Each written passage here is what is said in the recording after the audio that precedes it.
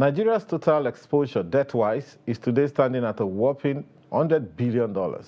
I'm aware that as at the departure of the Goodluck Jonathan government, what we had was a total exposure of about $53 billion. Naira was much stronger then at officially 199 Naira to the dollar, compared with today's 430 Naira to the dollar, and in the parallel market about 620 Naira to the dollar.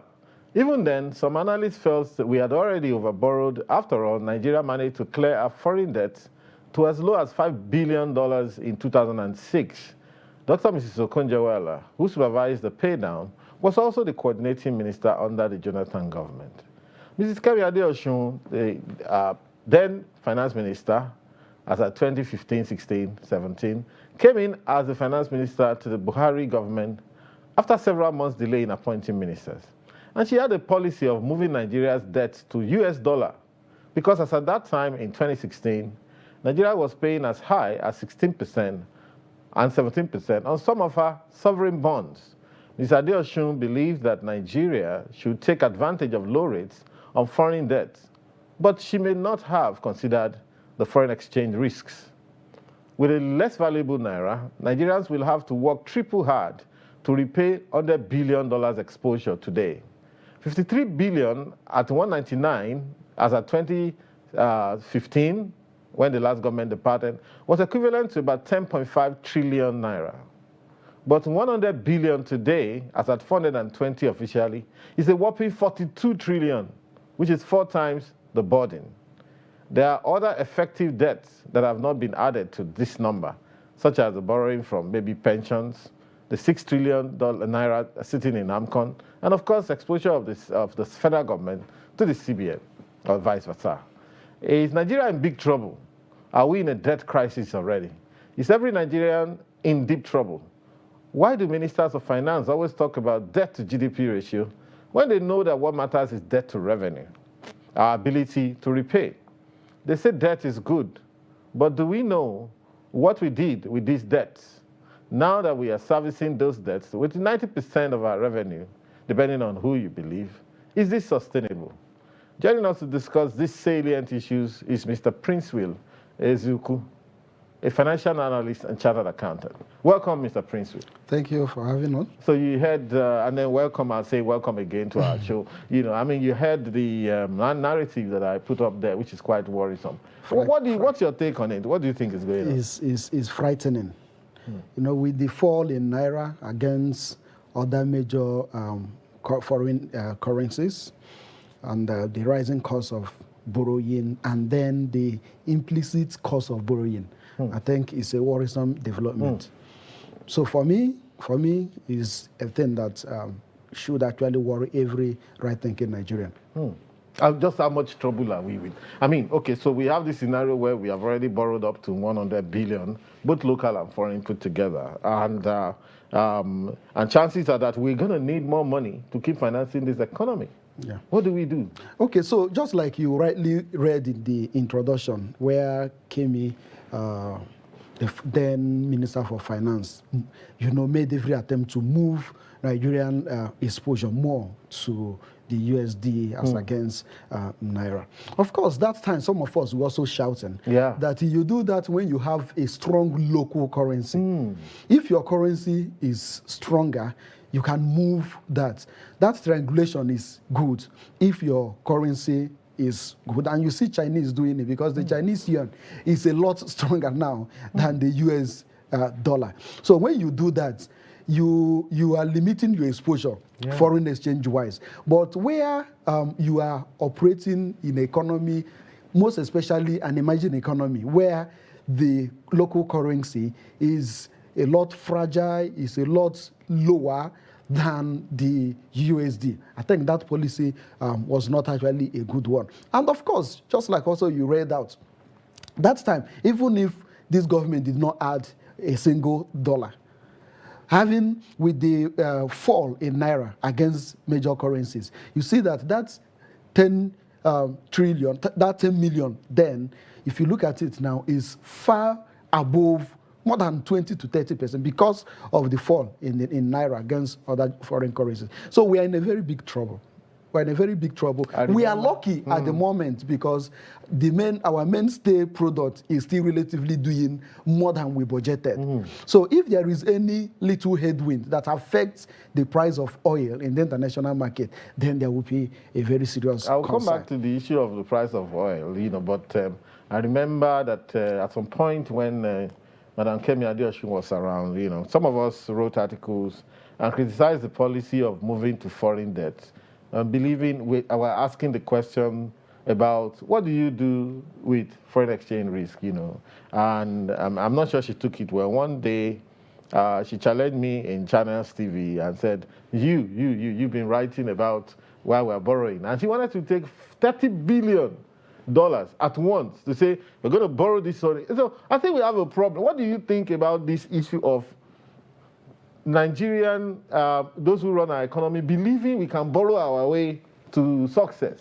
Okay, so... because they were talking about, let's borrow in bulk. But doesn't it lead to indiscipline? And you accountant also talk about debt is good. Debt is good. Is debt good? Okay. So three things. One is why the so-called benefit of moving your debt to really every country, every business, every human being. You have a portfolio. So your portfolio must have some component of equity, must have also some component of debt. So your leverage, your what we call gearing ratio, your gearing ratio must be able to match both equity and debt. Yeah. If your gearing ratio is only, I'm talking of as an organization, if you only have only equities without debt in your portfolio, of course, it means that you are not really doing well. You are not working. This thing, yeah. So if you have so much debt with less equity, then it means that you are highly geared. And when you are highly geared, it may lead to bankruptcy and all the rest of them. So I'm just trying to talk about from the corporate perspective. So when you expand it to the public perspective, so as an organization, as a country, your equity there is your exports. Those are your equity. So when you export, you earn foreign exchange. Yes. When you earn foreign exchange, you export jobs, you create, you are productive. So those are your assets, those are your equities. Now, you can borrow. If you are borrowing to support or to increase your asset generation. But a situation, this is where the problem is, a situation where you borrow, the assets or the project for which, the infrastructure for which you borrowed cannot be, or is not self-funding. What I mean by that, you cannot use the income or even the multiplier effect of such infrastructure to pay back that loan. And you also know that most public investment do not have immediate and direct impact. Now, we are talking of, is debt good? Yes. So we have two types of debt. Okay. Somebody can borrow to marry a second wife. Another person can borrow to start a business. The man that married to, have a second wife, we need to maintain that second wife. So that's, the person have just ended up incurring more expenses. More liabilities. But someone that borrowed to invest in a business that produces a return far more than the interest rate. So that person have actually involved in productive borrowing. So which is very fine. But the issue is, Princewell, the borrowing, the increase in public debt, is he good for me? So, and I will measure that with some indicators. What have been our GDP growth? Okay. Because the more your GDP grows, it means that your economy is expanding. So what is the link between this borrowing to the size of the GDP? Exactly. Because if you want to use debt to GDP, it means that you are borrowing and your GDP is growing. So you are comparing, this is what I borrowed versus what's my GDP. But a situation where, if I'm permitted to use the word, your GDP is almost constant. Yeah. Now your debt is increasing.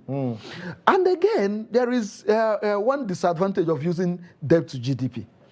because debt to GDP is important or is beneficial where you have direct implication of the more your GDP, the more your tax revenue. Okay, wait, let me stop you there. You see, so I want you to, I don't want you to jump ahead of me because I was going to still take you on the issue of debt to GDP, debt to revenue, which one should be the focus. But I just wanted to bring your mind to the fact that, you know, some of the things we borrowed for, well, most of the things we borrow for, we don't bother about the cash flow, whether it can repay itself, whether it generates cash flow of its own, whether it's fungible, whether it's something that you know, can give, even if it's 30% of the cash flow for you to repay. Okay, so you borrow money to do water for villagers, for example. Yeah. They are not going to pay you for that water. You know, they can't. What we create a water system, maybe for a town or, you know, they're not going to pay you anything near, you know, what you should, you know, that you used to repay. Or even to build schools, as basic as it is and as important as it is. We have borrowed money to build primary schools, to build secondary schools. And those children are going to go to those schools for free. Yeah. So my own position is that for those very basic issues, which are public goods, you have to finance them from internet-generated revenue. Yeah. But if you say, okay, we want to do train system, for example, you know you're going to get some cash flow from train system. Of course, they are not going to, most countries don't run train systems on profit. There's always subsidized, you know, this is. But it still makes a bit of sense. Or you want to expand your energy sector, or, you know, electricity sector, so that people are going to pay back. And then, why have we not concentrated? Why do you think we have not concentrated on borrowing towards things that will generate some money? Yeah. And we have been borrowing for, even we borrowed for gender equality in this country. Yeah. You know, we borrowed. Yeah. And they said borrowing is good. But look at where we are again. From $5 billion in 2006, after we repaid, we're talking of $100 billion today. Okay, so there is a concern. And the concern is this. When you borrow, just like I said, when you borrow to expand your productive capacity, for instance, there is a major problem in Nigeria. In short, two major problems in Nigeria, and they are closely related. One is the issue around fuel. Fuel, petrol. This petrol. So imagine that this government said, my agenda is, before I leave office, we must have productive and active refineries in Nigeria. And government says, okay, we are going to borrow to build a refinery. That's a strategic borrowing. Okay. If you borrow to build a refinery, you can go into PPP. Yes. So the people will just come, pure business. Yes. They will just go ahead, refine. So you may be in 20 years' time, in 25 years' time, you have your sharing formula. Yeah. Automatically, it will solve the problem of importation of petrol. It will create employment opportunities. So there are a whole lot of multiplier effect. That automatically, the production from that refinery will add to your GDP. So it's a productive borrowing. Where you borrow to create a railway, and this is my problem, it's not all about you need railway. Okay. You don't just need railway. You need to do a whole lot of feasibility and viability studies. Railway is fantastic, but there are some routes that you don't need a railway. Yeah. For instance, the one from Katsina to Niger and all the rest of them. So I sat down one day, I asked myself, what is the cost benefit of this railway? But you have, for instance, southeast to Abuja, for instance. Yeah. Just build a railway there, tax it, and I tell you, you will in a very short lifespan, you will actually get, you know, the money or the cost. You will generate sufficient cash flow to meet other things. So those are the things. So, but for me, the major thing is that, and that is the problem. You know, some of these infrastructures were conceived as a result of very limited viability study. Exactly, and a lot of politics. People don't really question the feasibility of such, and then the viability. It can be feasible, you can do it, but can it be viable? Can it sustain itself? Can it actually sustain itself? Hold your thought, Mr. Prince. We're going to take a short break. We're having a very good discussion here with Mr. Prince Ezeku with regards to the Nigerian debt profile and what do we do Please stay tuned. We'll be right back shortly.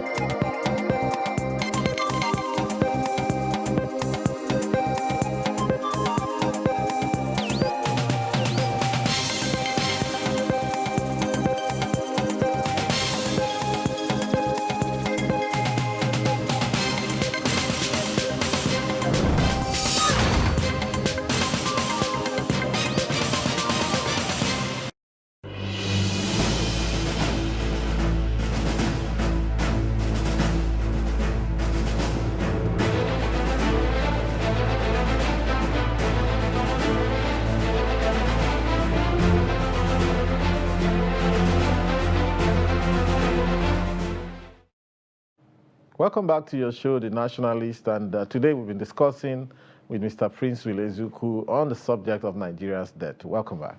So, so it's quite worrisome. But, I was going I wanted you to discuss more on the issue of, why this predilection for debt to GDP? And, a lot of people have written, even people who step out of government, I think even some people in government have said it, look, we should be concentrating on debt to revenue.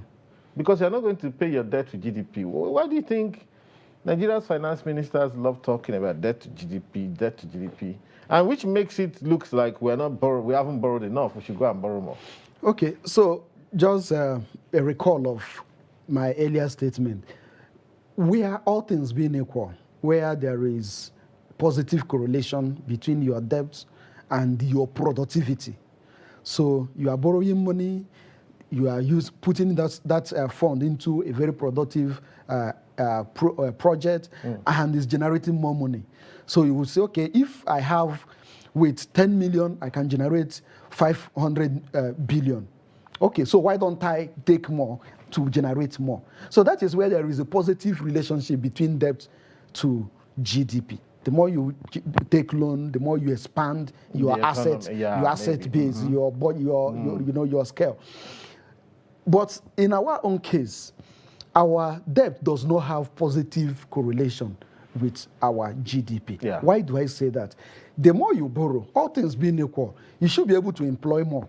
Exactly. You should be able to take more people out of the unemployment market, because you are borrowing to invest in an asset. The asset is producing, so you need more labor, you need more manpower. But here, we are borrowing, and the unemployment rate is still increasing. It's increasing. So that means there is projects we borrow for, I'm sorry to say, like some of the Chinese-led projects in this country, and I'm actually in favor of, our alliance with China than the West, which I think had got tired of us a long while ago. I know you can see the airports, you can see the rail and all of that. But they themselves have got tired of Nigeria and stopped lending. But even when they were lending, they will bring everybody on the project, sometimes including laborers. Okay. And so you can see that, like you rightly said, you were borrowing, but the unemployment was increasing. Okay, sir. So for me, both China, both US, everybody is actually out for his or her own interests. So to me, even you read the Bible, the borrower, you are just at the mercy of of the lender. So for me, both China and the US, I'm not in support of anyone. Why? The local, they call it domestic debt. Domestic debts have its own advantage and disadvantage. It shrinks, the fiscal space. I kind of understand your perspective regarding to debt growing revenue. Debt growing the GDP, and seeing the impact in terms of unemployment and so on, which is a very, very valid point. But the point is that we only pay debt with the revenue we generate. And for some reason, the revenue level, just as the GDP of this country, has been static, constant. At 6% or maybe 6.5% to GDP, which is one of the lowest in the world. Why are we not? Why do you think the fiscal authorities have been unable to grow the revenue of this country, so that at least we know that we have somewhere from which to pay these debts that we have incurred. And like you see, saw in my analysis, that 53 billion, okay, when Jonathan government finished at 199, it's a mere 10.511 trillion naira. Yeah. $100 billion today at 420 official rate. That's 42 trillion at the market rate, which is even where we even reference the more at 602. That is 62 trillion, which we have incurred for our children. So I would want you to help me focus on this issue of debt to revenue and how do we grow our revenue? Okay, so the first method of growing revenue everywhere in the world is government getting more involved. You see, the number one problem Nigerian government has is the informal nature of, operations in Nigeria. The question is, how does government generate revenue? So you have through custom duties, through taxes, VAT, and what have you. And what is the percentage of tax? We are not talking of other profitable government ventures. In those days in the university when we were doing public sector finance, so you look at government revenue, you just name them. But when you look at it and you see that in this country, quite a few of those institutions can actually be self-funded, then you have the issue of corruption, which of course causes leakages in the system. So for us, government needs to be involved. There is no country in the world where government is not involved. So you come to transport system, government must be involved. Now, you come to air. All these countries, look at Ethiopia, just go and look at the size of the budget, as in the balance sheet size of even the Ethiopian Airways. Now, so those surpluses are going somewhere. Now, government must be very, very intentional when it comes to supporting businesses. Because the more businesses, operate, imagine if we have like 50 Dangotes. Exactly. Today, just imagine 20 innocents and paying taxes. Just look at the reports, the 2021 taxes report that was just released. You see, just very few organizations that pay tax. So imagine if Apple is a Nigerian company. So imagine the volume and value of taxes that the organization will be paying to the government. So this is where government must be involved. And I read an article that said if to move 40 people, so if you use a bus, maybe you need 3 buses. If you use a train, maybe you need 1. So if you need private vehicles, maybe you need close to 10. Yeah. So meaning more diseconomics if government does not get involved. Wow. So the same thing. So if government provides water, then you need less individual boreholes. If government provides security, you need less individual securities. So that is the concept of government. Yeah. Government is not just coming to take over everything, but government is going to create the leverage, create the pedestal for every other institution, organization to function. And then government makes money. So, but here, the government is doing very little. Everybody is almost a government of its own. You are aware of this article written by the African editor for The Economist, where he says, what does Nigeria government do? And there was a very interesting article, which I also amplified in my own writing, because, the man being a British understands the relevance of government to the British people, but he felt that, look, the Nigerian government has totally disconnected from their people. So, getting to office every day, people in government are thinking, okay, how do I sort myself out? Rather than how do I offer service to the people of Nigeria? So, it's a very interesting thing that you have picked on to say, I think we should be asking that question more. What do our governments do? And we should understand that, look, the essence of government is to serve the people, whatever it is you do. A great perspective. And when government is serving the people, government is making money. Even where government is facilitating an organization to serve the people, government is also making money.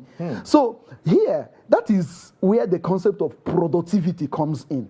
Yeah. Government shouldn't do everything, Yeah. but government should be the enabler. Exactly. That is just where it is. So you need power.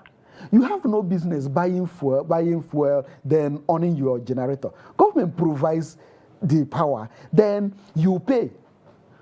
Right? Now you need water. Government provides water. You need gas. You need not carry your gas cylinder down to a filling station to refuel. Immediately you do that, you're actually moving the money to an individual person. So, but the government provides, automatically is connected to your house by month, and the government gives you the bill, maybe with a small markup. So government will make money. The issue here is that our government is actually not involved. So every person is doing your clothing, government does not get involved. There is, in that supply chain, government is not making any money. So, and the people that should have the sellers that should have, where government could have made money, it's informal. So they are not registered, there is no way, the government does not see them. And when I mean government does not see them, they don't make annual returns, they don't pay taxes. So in that whole supply chain, government have lost out. Last question, because my producer is telling me I should start clearing out. Under 30 seconds, if you found yourself, you're Nigeria's finance minister tomorrow, or maybe in 2023, who knows, what are the quick steps you are likely to take? So, first and foremost, the best way to solve financial issue is either you are increasing revenue or you are reducing costs. But the best is do the two. The two. Increase revenue, reduce costs of governance, and you are there. Fantastic. Thank you very much. Thank you. Spot on. Thank you. We've been speaking with Mr. Prince. We're looking at Nigeria's debt profile and what we can do. I think this is an ongoing discussion. Thanks for staying tuned, and see you next week.